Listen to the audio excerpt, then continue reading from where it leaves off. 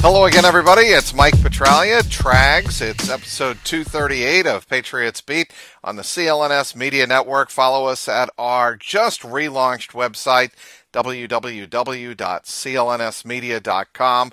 Also follow us on two places on Twitter, at CLNS Media, and for Patriots and NFL-centric news, at Patriots CLNS. You can also follow us on Facebook at facebook.com/CLNS Media. My pleasure to welcome to the program somebody I go way back with. As a matter of fact, to the beginning of my days here in New England, covering the Patriots and everything sports. The co-host with me of Smorgassports on WKOX back in the day, Jon Meterparel. How the hell are you? Mike, I'm doing great, man. Thanks for the outstanding introduction, and I will never forget those days. That's like, asking me if I remember my first date. Of course I remember the days of Smorgassports. I mean, are you kidding me? You were instrumental in the success of that show. You know, it made me feel at home, and God bless your late father. He was Steve Meterparel. He was somebody who always believed in me, and I got to tell you, he will always have a very, very fond spot in my heart. Well, you're very nice to say that, Mike. Yeah, my dad was a huge fan of yours. We knew right when we met you, I believe the first day we met you, we said, we got to use this guy, and that was all. My dad was a huge believer in what you were doing. He loved the fact that you worked your butt off, and you were at every event, and we always could rely upon you. So you built a terrific career, and thank you for saying that. Anytime, Meter. I'm going to get on to the business right now, John, of the NFL draft is coming up. And, of course, everybody is looking forward to April 26th to the 28th in Dallas, Texas. And regionally and locally, people around here are wondering what the Patriots are going to do. And I think there are three players that you're intimately familiar with, having done their play-by-play at Boston College. Three players that certainly I think could fit in to the Patriots scheme, maybe certainly early on in the draft, but perhaps later on down the road. Obviously, we're talking about the defensive end, Harold Landry, guy that's played linebacker / defensive end, the classic 3-4 hybrid, right? Oh, yeah, Harold Landry is a phenomenal fit for many teams. It's funny. If we were talking now, rewind the tape, and this time last year, when Harold Landry was deciding about whether he would go into the draft, we all would have said, Harold Landry, if he goes this year, he's a top 10 pick. And now we're sitting at a point now where Harold Landry might not be a top 25 pick. And it's unfortunate for him because he had an injury-wrecked senior campaign. When he played, he was productive, but he just couldn't get on the field as much as he could have. How bad was the NFL?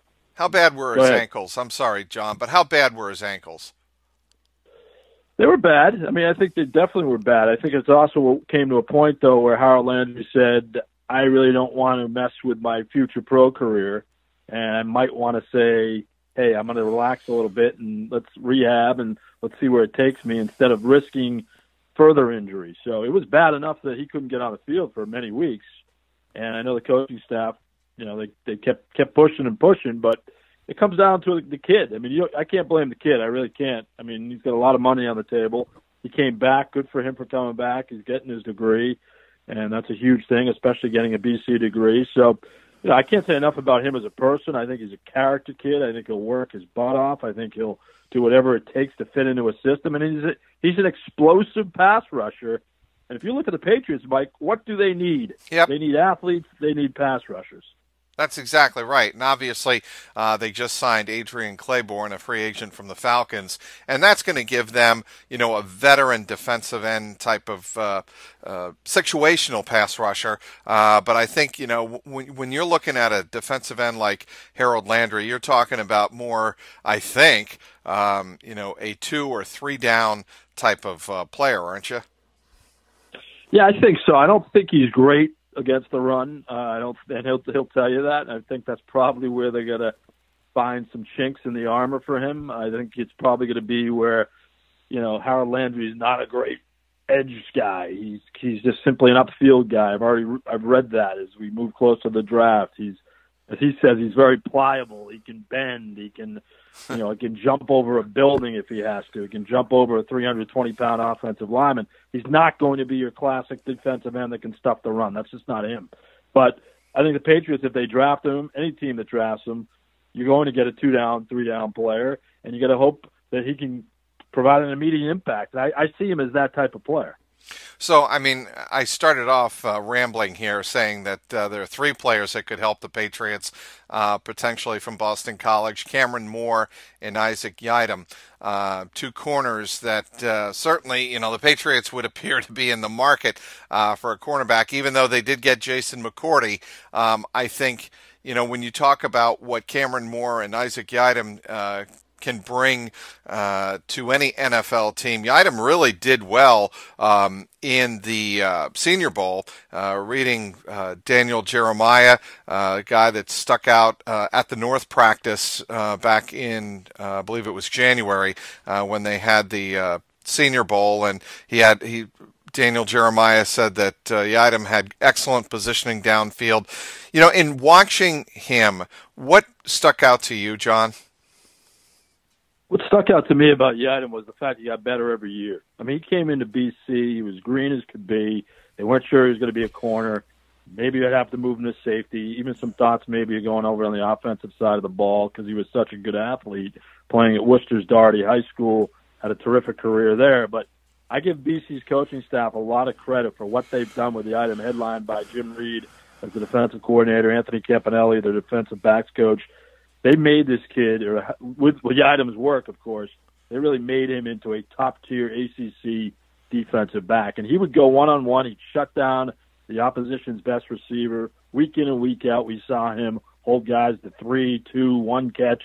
He was that type of player, and he got faster. He got stronger. I think Daniel Jeremiah made that point in his recap of the Senior Bowl. He's got to turn heads because he'll flash every single down. I mean, this is a kid that can play 4 downs. He can play special teams.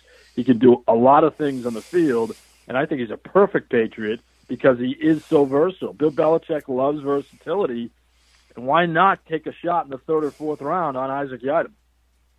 Well, and someone else that knows Bill Belichick and knows Boston College pretty well, I think you know where I'm going with this, Mike Mayock, watched film of that Senior Bowl, and he said, and he didn't hold anything back, full disclosure, proud to report that BCCB Isaac Yiadom had an outstanding day. So certainly Yiadom's stock has risen quite a bit, but I want to move on from Yiadom and talk about the other corner who had a very productive final year at Boston College, Kamrin Moore. He was somebody that really stuck out every time you watched BC, especially in the second half of the year when they were making their run for the bowl game to eventually lose to Iowa in the Pinstripe Bowl. But Kamrin Moore, I thought, was really a playmaker. He is a playmaker. I mean, he was hindered because he got hurt too. You'll think back to what he was coming into the year. A lot of people thought he could be first or second team All ACC. Got hurt. That was an issue for him as well. Great ball skills, outstanding work in the air, can backpedal, very fluid in his motions. Another kid that got better. Outstanding personality. He's a team leader. Always has a good thing to say about everybody. He's always upbeat. I love dealing with him. I think coaching staffs would love dealing with him as well. All 3 players you talked about thus far, they want to learn. They're eager to learn, and they're industrious. They're extremely, extremely smart too. And I think that's so valuable. Kind of an underrated aspect of the draft. You want a kid that's going to be able to come in and learn right away. I mean, some of these systems are complex. I'm sure Matt Patricia is running a complex system in Detroit. Kamrin Moore, to me, I look at that type of team and say, that's a great fit. I think Kamrin Moore is a great fit for anybody. It's just a matter of, is he healed? I think he is. I think he's getting to a point now where he's just about 100%, so that will help his cause. But more like Yiadom, I see as a guy that can be a plug-and-play from day one because he can do a lot of different things. Of those 3, though, who has the highest ceiling? Well, I think there's no doubt that Landry does. Landry, I think, could be a 10-plus sack guy every year. So explosive, Mike, just a burst. I mean, you and I have seen a lot of good BC pass rushers. I know you go back to the days of Mike Mamula, and they've had some terrific defensive players. But when Harold Landry was at optimum efficiency at 100%, he was the best guy I saw rushing the passer in my time at BC. Let's move on to some of these other programs that you covered, Meter, and have covered for a long, long time. That, Bill Belichick was spotted looking at Bradley Chubb of North Carolina State and their defensive line on Monday. He made the pro day visit down to Raleigh, North Carolina, and was looking at North Carolina State. What stuck out to you about Bradley Chubb and North Carolina State, and what kind of impact could those guys make at the NFL level? Well, Chubb, like Landry, is just his explosiveness, just his athleticism. I think he's probably might be a little better athlete than Harold Landry. He kind of fits the mold a little bit more than Landry. He's a little bigger. He's a little more rugged. That's the thing about the NC State defense line. Those guys were just packing a wallop on every single down. It was like running into a wall. BC had trouble with that. They lost 21-14 this year. That was a crusher for them. They really felt they could win that game. They lost at home. So that's something that, BC looks back on and said they missed an opportunity. But a large part of that was the front seven of NC State. So I don't blame Belichick for going to Raleigh and tapping into Dave Dorn and saying, hey, what do you have for me? Chubb's going to be a top 5, top 10 guy. The Patriots going to have to move up if they really want him. I think in terms of their defensive linemen, they have some tremendous defensive linemen as well. Just run stuffers, though. They're not very dynamic. They're run stuffers. They're kind of in the mold of a Vince Wilfork, maybe not as athletic as Vince, but those are guys. I think around the ACC this year, we saw a lot of defensive players. Clemson's got everybody coming back next year. We all thought they would go pro. They're all coming back. If they didn't come back, those guys would be first and second rounders, no doubters. Christian Wilkins, Trevor Lawrence, or Dexter Lawrence, you name it, they got it at Clemson. But around the ACC, we saw ultra run stoppers, and it was hard to run against any defense because teams are getting more stout up front. Speaking with Boston College football and basketball play-by-play man Jon Meterparel. Hey, listen up, guys. 66% of men lose their hair by the age of 35. Hard to believe. Thing is, when you start to notice hair loss, can be too late. It's easier to keep the hair you have than replace the hair you've lost. Is that hairline slowly starting to move backwards? Any bald spots yet? How will you feel a year from now if it's business as usual up there? I ask you right now, right here, right now, do you want a bald spot to pop up, or do you want to do something about it first? Here's a solution. Go to 4hims.com. What is 4hims.com? Simply said, it's a one-stop shop for hair loss, skincare, sexual wellness for men. Thanks to science, baldness can be optional. Hims connects you with real doctors and medical-grade solutions to treat hair loss. Order now. My listeners get a trial month of Hims for just $5 today, right now while supplies last. See website for the full details. This would cost hundreds if you were to go to the doctor or a pharmacy. But I'm telling you right now, go to hims.com. Do your homework. Go to hims.com/trags. That's FORHIMS.com/trags for hims.com/trags. Speaking again with Jon Meterparel, the outstanding play-by-play man for Boston College football and basketball. Hey, Meter, what do you do in the spring? This spring, I am going to be busy, Mike. I'm on the arena football beat for CBS Sports Network. Yes, and I had my first year doing it last year, play-by-play for TV. And I'm also going to be doing games for Nesson for the new Worcester franchise, the Massachusetts Pirates. They'll be playing their games at the DCU Center. And I think I don't know if you've ever been to a game, but it is outstanding action. They had me at hello. It was a phenomenal game to call. 50 yards of pure excitement and outstanding hitting, pulsating action. Players are fast. Players are ferocious. They're playing for the love of the game. And arena football is a great option for you. If you're a football junkie like yourself, you have got to get down to the ECU Center this year or any place. Albany has a new franchise now in the AFL One League, which will be on CBS Sports Network. So I highly recommend arena football. So you will be working for CBS Sports Network in the spring. Is that correct? Correct.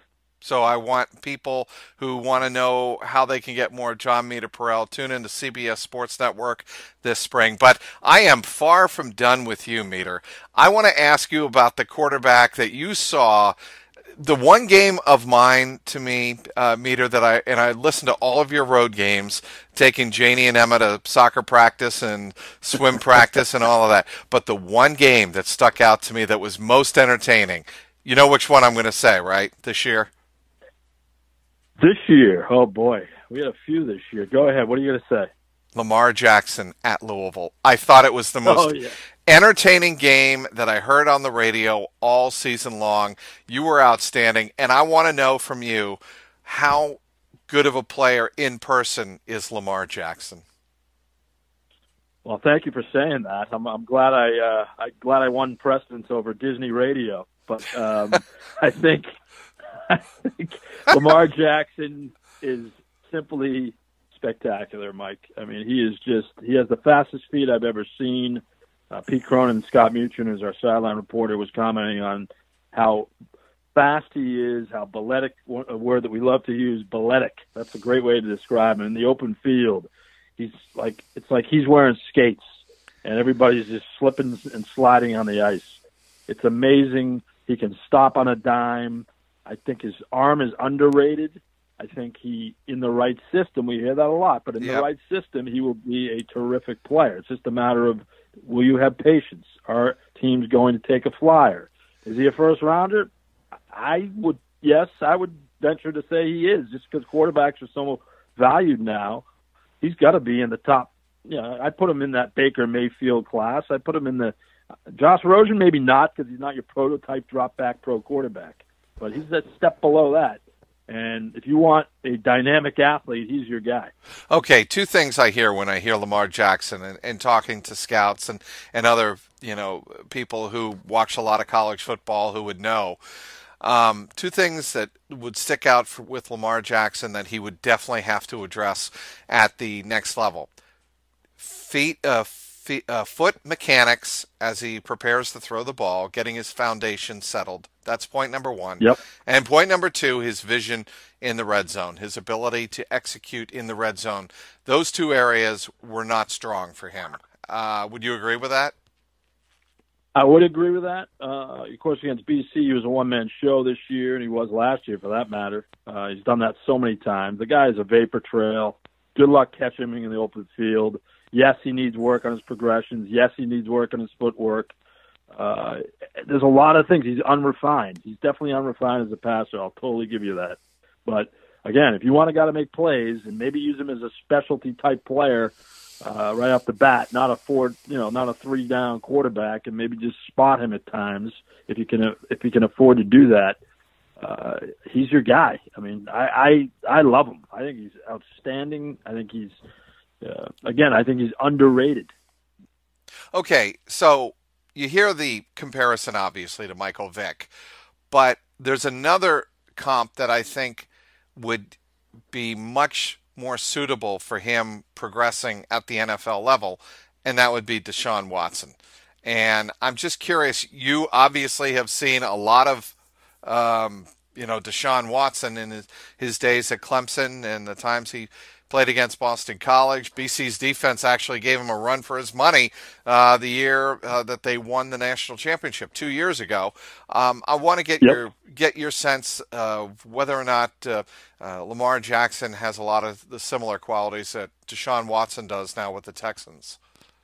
I would define them both as winners, and no one's a better winner than Deshaun Watson, as he proved that at Clemson, one of the top quarterbacks ever in their history, if not probably the number one quarterback in Clemson history and one of the top quarterbacks in the ACC. So they both can win. We know that, okay? But I think Deshaun Watson had a distinct edge in his ability to throw the ball.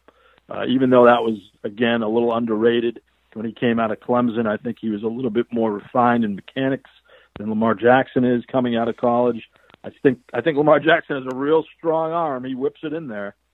He has that throwing motion that's almost like it's so loose, it's ridiculous, but he can throw the ball 60 yards. And Deshaun Watson had the little more drop back style that you saw this year with Houston, which Billy O'Brien utilized. So I think Deshaun Watson gets it. Coming out of school, I'd give him a B+ from a passing perspective. Coming out of school for Louisville, I'd give Lamar Jackson a C+, B- in terms of passing. Why is Steve Adazio the right man for Boston College? I think Steve Adazio, the best thing that he's done at BC, and I think he's done a lot of good things, but you know what he's done? He's brought the culture back to BC. He's built the program to what Tom O'Brien had it. The program that O'Brien had, and you watched a lot of those games covering it in your many years in Boston. Right. Tom O'Brien was a bastion of consistency, and he won 75 games, and he lost 45. And that you knew what you were going to get. You knew you were going to get a 7, 8, 9 win year, make a run at a top-tier bowl game. A lot of times they lost games they shouldn't have lost. We know that. But he really brought BC back to what it should be. And that's basically what the expectations should be for a BC team. I think, look, we all have expectations. We all have high expectations. Are they going to be a top 10 team? Probably not. But you know what? They could be a top 25 team every year. And I think Steve Adazio, and right now, are they there yet? Not quite. But I think this year they'll make a definite run at the ACC Atlantic title. Clemson's going to be tough, we all know. But they're going to be right there in the mix because they got a lot coming back. Adazio's done a really good job recruiting. He's brought energy to the program. He's brought a vision to the program. He's brought a stability on the strength side, which is another underrated aspect of any college football team, strength and conditioning. Justin Fry leaving will hurt. He went to UCLA as the offensive line coach. They bring a new offensive line coach in. They bring a new defensive line coach in. There's always some flux, and there's some moving parts. But I really like what Adazio has done from a standpoint, Mike, of stabilizing things. Well, and, it's appropriate we're talking this week, Meter, because Pro Day at Boston College is on Wednesday. And I'm just curious to get your feel for when you go to the Pro Day, do you get that sense in talking to others, NFL scouts or NFL people or other reporters there covering it, that the BC program is headed in the right direction? Because I am of the belief it is. I think it definitely is. There's no doubt about it. I mean, a couple of years ago, everybody was very down, and they should have been because they lost some really bad games. And it looked like the program was headed for some dark days. I mean, you could talk to anyone around the program when they went winless in the ACC. They lost games they never should have lost. You could go back to the Duke game. There's all the woulda, coulda, shouldas in that year were brutal. But he turned it around, and that's what he did so well. And the kids never lost faith. You lost every quarterback that year. You were down to your walk-on from Wellesley, John Fadul. But they played hard. They almost beat Notre Dame. I know you were there at Fenway when they almost beat Notre Dame. Yep. A good Notre Dame team with Deshaun Kaiser. And John Fadul was playing quarterback along with Jeff Smith, who's now a receiver. I mean, those type of games were kind of launching point type games because they saw they had it in him at least. And then he goes out and gets one of the top running backs in the country last year that no one recruited outside of Michigan, who probably wanted him to play linebacker, and A.J. Dillon. And we all saw what Dillon did last year. I think he's going to be a Heisman contender this year, and he will be for as long as he's at BC. So you're talking about arguably the best running back BC's ever had in A.J. Dillon. So when you have that type of building block and everybody coming back, they're definitely headed in the right direction.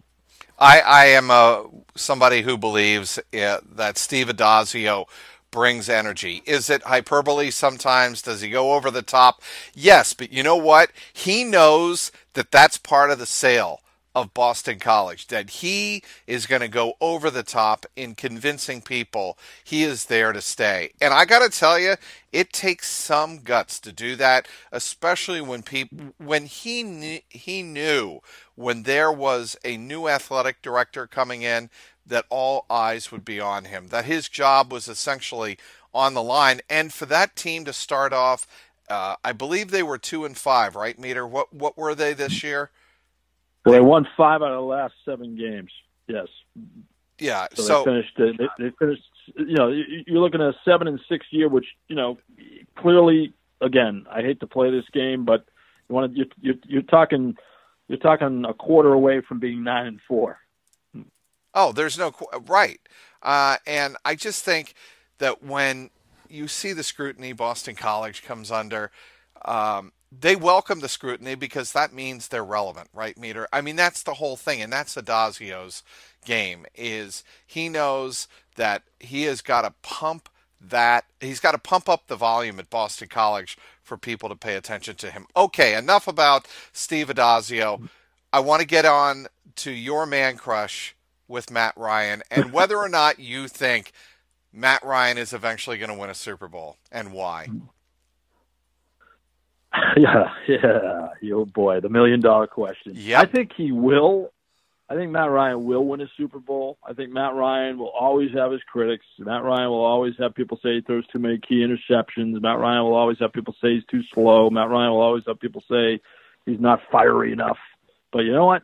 If you give Matt Ryan the talent like we saw 2 years ago, awful coaching, terrible coaching by Shanahan in the Super Bowl. I think Dan Quinn also melted down as well. That was absolutely the worst.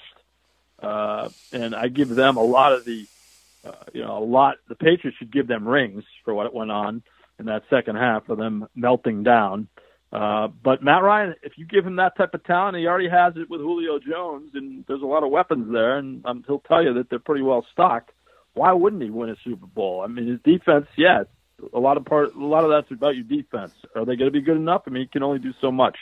But I think Matt Ryan, you got to be patient. He's a $150 million quarterback. He's got to renegotiate soon. If Kirk Cousins is worth 3 years and $84 million guaranteed, Ryan's worth double that, isn't he? I would think so, considering what he should have accomplished back in 2016. Look, you know Matt Ryan, and part of what I'm getting to here in asking that question, Meter, is the personality that Matt Ryan has to deal with what he went through in Super Bowl 51. There are quarterbacks who, and teams for that matter, who would go through an emotionally gut-wrenching loss, a transformative loss that could just absolutely send you down the spiral. And you tell me why, what is it in Matt Ryan's makeup that keeps that from happening? Because he's extremely mentally tough, and that all goes back to his upbringing. It all goes back to a kid who never once had someone say to him, "Hey, Matt, you're the chosen one. You're our guy. You know, you are going to be the guy we build a program around." And I think even though it was, maybe that happened when he was drafted in the first round and he was a top 10 pick, and I think the Falcons told him that. But until he got to that point, that didn't happen at BC. It didn't happen back in Exton, Pennsylvania, growing up outside Philadelphia, when everybody thought he could maybe be an option quarterback, and he was running the option in high school. And Tom O'Brien recruited him maybe, hey, you might be a second or third stringer. We'll see where it goes. And every time he's had that chip on his shoulder, Mike, he's knocked it off. And that's a huge boulder, Super Bowl 51. But he has the mental capacity to get through it. And I think it starts with his upbringing. It really does. It starts with his dad, who's an outstanding guy. He was one of the best, nicest parents I've ever met at BC. And, forget about that. What they made him, you could tell that Matt Ryan was going to be a hell of a man and a great father and a great husband and just kind of a pillar of the community. And that's one of the main reasons why Arthur Blank drafted him. Forget about football. He saw what the type of man Matt Ryan is. And I think you talk to anybody, you dealt with him in the media, always has a good thing, always has a smile on his face, easy to deal with. Yeah, he's not the best interview in the world, but who cares? I mean, I think that's by design. He doesn't want to let too many people in. But I can't say anything bad about Matt Ryan. It's well documented. I admit I have a man crush on him. We all have our man crushes. Yep. He's mine. Hey, do you stay in touch with him? Do you have the opportunity? I do sometimes. I mean, once in a while, I'll send him a text to congratulate him on a big achievement or a big game, or like everything else, everything gets lost. I think he's kind of busy and trying to figure out what's going on in Atlanta. But he's the type of guy when he comes back to BC, and he did last year when his jersey went up. He took 5 to 10 pictures with my kids. It was like I saw him, yesterday when it was been 5 years since I last saw him. So he's that type of guy. Both him and Kuechly, when they came back last year, it was like, a brother's coming back. They're that type of guy. Well, I mean, and I obviously, being from Cincinnati, have a very soft spot for Luke Kuechly. I remember writing this at the time, Meter, that I thought Luke Kuechly would have been the perfect Patriot linebacker for Oh God, yeah. all of the things he could have done. And I wrote that when Luke Kuechly was a sophomore at BC, and you could tell the way he read and reacted as an inside linebacker. He was going to be something special. It's remarkable to me, Meter, how much talent has come through Boston College. And I just don't think people appreciate sometimes the level of talent that has been produced, NFL talent, great NFL talent that has been produced at Boston College. They don't. That's a great point, Mike. I'm glad you brought it up because think about how many players they produce. Think about the offensive linemen. Think about on the defensive side. You can go back to the 70s if you want. And Pete Cronin, who I work with every Saturday, is one of those guys. Those are the type of guys that BC started with that brought BC back to football prominence. I mean, 60s and 70s, they just kind of were starting to emerge. Then, of course, they went through the 0-11 campaign. Fred Smerlas, one of the, borderline NFL Hall of Famer, he was part of that 0-11 team, as was Mike Mayock. So every year, Mike, it seems like they have 3 or 4 guys like they do this year that are going to be good pros. And they might not be first-rounders, but these are guys you want on your team. And especially on the offensive line. I mean, the other thing about Adazio, he's made a living as a really good offensive line coach, and he takes pride in that. And he'll tell you, the Pounceys in Florida, he brings them up a lot. And those are the type of guys he looks for. He looks for the road graders, the maulers, and what NFL coach wouldn't want to have one of those type of guys? Okay, I'm going to wrap this up by asking you your favorite Boston College football memory, play-by-play, and your favorite basketball one, because, we really didn't even talk about how much basketball you've done and how the BC Hoops program is starting to turn it around. But I want to get your favorite highlight, football and basketball. Boy, that's a loaded question. I think the football side, you got to go back to Matt Ryan's senior year and a rainy night in Blacksburg, Virginia, when BC was just emerging as a top 5 team. And yes, that's right. They were ranked number 2 after beating Virginia Tech, a favored Virginia Tech team that night, 14-10, thanks to Matt Ryan's final 5-minute drive, which for 55 minutes, BC was brutal and Virginia Tech was brutal on offense. No one could score. It was a sled pull. It was horrible conditions. We didn't even think they might not even play the game because it was raining sideways, but there's that mental toughness again from Matt Ryan. He pulled it out with a pass to Andre Callender in the corner of the end zone. It was actually right below us at Virginia Tech, and, that was just a tremendous moment. I could tell you, I've had a lot this year. A.J. Dillon's breakout in Louisville, his run to the races in the shadows of Churchill Downs and 270 yards, that was phenomenal. The fact that he basically threw down a defensive back like he was a 50-pound flea was an unbelievable run. Also, from a basketball perspective, I think you got to go this year and Duke, beating number 1 Duke at Connie Forum. Talk about unexpected. That was unexpected. No one thought coming in BC had a chance. We all thought Duke was a borderline pro team with Marvin Bagley and Grayson Allen and Wendell Carter and Trayvon Duvall and Gary Trent. And BC, throughout that game, Mike, they beat them soundly. And Mike Krzyzewski did not adjust. He was flummoxed by Kai Bowman and Jerome Robinson. BC had every opportunity to lose the game, but they didn't. They held on. And that, to me, is a testament to what Jim Christian's doing now. They're starting to build a culture. It's going to be a slow process because it's so hard in the ACC to win consistently in basketball. You know that. Al Skinner did a great job, but the ACC was down then. It's certainly on an upward plane now. And BC winning 19 games this year was a step in the right direction. Yeah, and if they hadn't lost 2 games late in the season in which they led, I am of the belief I think they might have made the NCAA tournament. It would have been, they certainly would have been right there on the bubble. But it's been great, Meter, catching up like this. We got to do this more often and have you back on this Patriots Beat podcast on CLNS Media. It's been a blast. I want you to tell people how they can follow you on social media now. Well, you can follow me on social media at Meets Tweets, and that's MEATS tweets. So I always got roundly criticized for that Twitter handle when I was at WEEI by Jerry Callahan and company. But we went with it, Mike, and we're sticking with it. It Meets Tweets. And, I look forward to joining you anytime. Thank you, and best of luck on this endeavor. You're doing great work, as always. I appreciate that, Meter. And one more plug for your CBS Sports Network work this spring. Yes, I look forward to that with Arena Football, and also check out Nesson's coverage of the Mass Pirates from the DCU Center. That's going to be a lot of fun, too. And you never know, Mike, what's going to come down the pike. We're always looking here, and it's always fun to catch up with old friends like yourself. And it's nice to hear that people still remember us, Mike. Yes, and we need to keep our names out in the forefront, and this show will help us do that, no doubt about it. Get daily team updates on the Patriots Newsfeed podcast.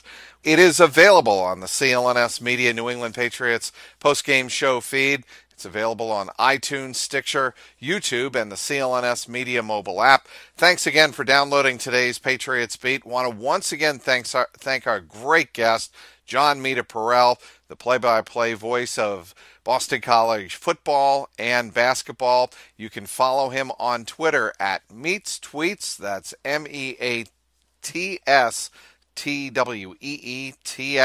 You can also give us a follow at two locations, at Patriots CLNS and at CLNS Media. Of course, give my own personal account a follow at Trags, TRAGS. Today's sponsor, Hims.com. For Patriots content manager Mike Alonji, CLNS Media executive producer Larry H. Russell, the founder of the network Nick Gelso, thanks to everyone who tuned in. This is Mike Petralia, and this is the Patriots Beat podcast powered by CLNS Media.